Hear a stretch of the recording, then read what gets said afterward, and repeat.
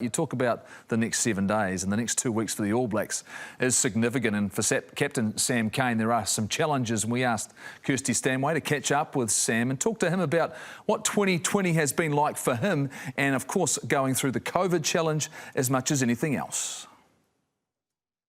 2 weeks ago, I would have said really good. I've enjoyed the year. In the last 2 weeks, have obviously been a little bit more challenging.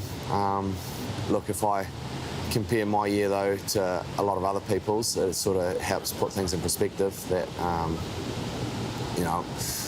still pretty fortunate to be doing what I love, representing our country and doing that the best we can. So yeah, it helps to put things in perspective. We can't underestimate the playing 5 tests in 6 weeks. The only time we play so many test matches would be at a World Cup, and we certainly can't underestimate the toll it takes on some guys being away from home, and we've got a lot of young dads. And look, these aren't excuses, they're just the reality, really, and we learn to deal with these things. And look, I can just say that we're trying really hard to improve, and we're as disappointed as everyone with the last 2 weeks. It's the highs are high in an All Black team, and the lows are low. But we've got to keep perspective and keep working hard. New Zealanders, they're so quick to jump on any little thing when it comes to the All Blacks. You find yourself avoiding comments on social media. Like, how do you deal with that aspect? Yeah, definitely a little bit. Look, I understand completely why fans are frustrated. Look, we're frustrated and disappointed ourselves, so I don't expect them to be any different. I know, like, for us as a team, it certainly doesn't help if we're spending our times online reading sort of hateful, disrespectful comments. So look, definitely try to stay away from that. I think last year I put a bit of a ban on myself at the Rugby World Cup just to not read any media articles for the whole World Cup, and sort of from that I'm just not as interested in them as what I once was. It almost became like you wanted to read every article and see what everyone had to say, and since forcing myself not to, it's something that as a result it doesn't bother me as much as probably it once did when I was younger. Can you pinpoint what it is that's been going wrong with the attack, or what have you thought of it? Yeah, look, there's no doubt. Look, for our second and third tests against Aussie, our attack was brilliant. I think we highest winning margin against Australia. But there's no doubt the last 2 tests, our attack has struggled a wee bit. And you can look at your attack as a whole, but it certainly correlates with defence, because if we're giving away defensive penalties, we don't get the chance, when we turn the ball over, we don't get the chance to attack off that, because we've got to go back for a penalty advantage. And there's no doubt the last 2 weeks our discipline hasn't been up to scratch, which as a result affects our attack. And I think sometimes as a team, when we're trying so hard to get our attack back running, particularly us as forwards, or anyone who carries the ball actually, wants to truck it up as hard as they can, make the best carry, take the opposition on physically, when sometimes the most obvious option when we pause the video a day after a game and have a look is actually the space was 2 passes wider, but because of almost that tunnel vision, that willingness to take the ball up, we miss a couple of those opportunities. And look, it only has to be a couple of those opportunities that we miss, particularly in the first half, and it can change the whole dynamic of a game. And that, when we review the weekend's game just been, that was certainly the case.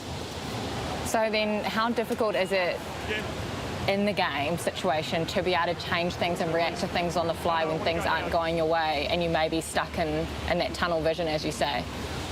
Yeah, look, that's the challenge for us as a team, and me as a leader, and the rest of the sort of drivers, our first 5s, 10s that drive us around the park as well. We've got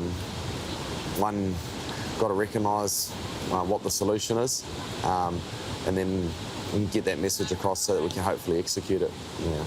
But look, it's certainly easy when you stop and pause the video. But that's the challenge, to get better in those areas. People that question your leadership and things like that, how do you just ignore that and get on with it? I think we've got amazing fans, but we've also got some pretty brutal ones. And I think with that, you've just got to remind yourself that, hey, they may like to think they know a lot about the game of rugby, but in reality, they don't really, and they may know the game from what they see in the 80 minutes, but they don't see a lot of stuff that goes on behind the scenes. And to me, if I'm having my leadership questioned in the public, the people's opinions who really matter to me are my teammates and the coaches who I work with every single day. And I've got a lot of confidence from them that we're on the right track. How's Fozzie doing?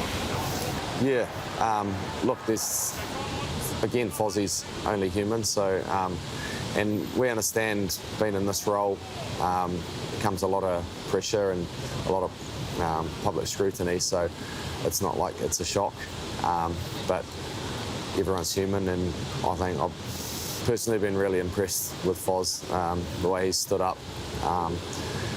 He's given us really clear focuses of what we need to get better. It doesn't feel like we're bogged down and we don't have the answers. And I think a week's a long time in sport.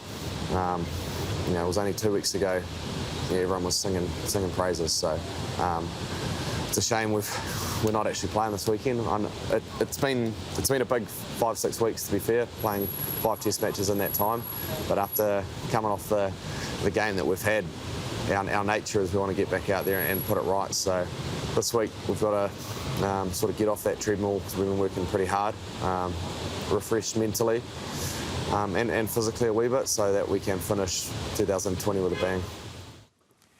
Steve Hansen last year talked about the fact that he thought the group hadn't faced enough adversity, that group at last year's Rugby World Cup. 2007, Richie McCaw faced his adversity as the captain, JK. So for Sam Cane, are we hoping that's his adversity now and we're going to see a response not just from him but the team as a whole? Although, no, we lost the championship out in the World Cup last year. That's enough adversity. We've got the Bledisloe Cup locked away, though. Yeah, perfect. And that's important to us. Perfect. I understand that. But look, I think that for me, we need to make sure that the players know direction. They know the game plan. We've got a varied game plan going forward. Sam's obviously disappointed. I think he's been outstanding as a captain, but he actually admitted that we can't win 5 games in a row. Right? That's what happens at the World Cup. So if we want to win the World Cup, then we actually need to be away from home and win 5 games in a row. So they're important lessons. Adversity, I think, Richie McCaw said after 2007 that he thought about retirement. He came back, they did that red head, blue head, everyone changed. So if this is a sign that's going to pivot us and make us change and do things differently, bring it on. It'll be the best loss we ever had. If we carry on thinking that our direction's right, I don't know. But I'm hoping they're questioning themselves. Yeah, I'd much prefer them to lose now than during the Rugby World Cup to have to learn from that for 4 years, because I tell you what, it's not a very good time. But I agree with you. They've got to prioritise where this has come from. You've got to learn from, where they went, 2 weeks ago when they gave the Wallabies an absolute sort of hiding, I suppose. Yeah, they did. And not sort of see it as, oh, there's so many things to fix. Like my point before, when you're there and you're facing that pressure and scrutiny from, all across the globe, you tend to think like that there's things that are not fixable. When you break it right down, this is where they've got to get really tight. When you break it right down, there's only a few major things that you've got to prioritise and try and fix. And this is why this All Black team has been great over the years, because they have to actually fight back from this. But also, they're probably more scrutinised when they win than when they actually lose like this.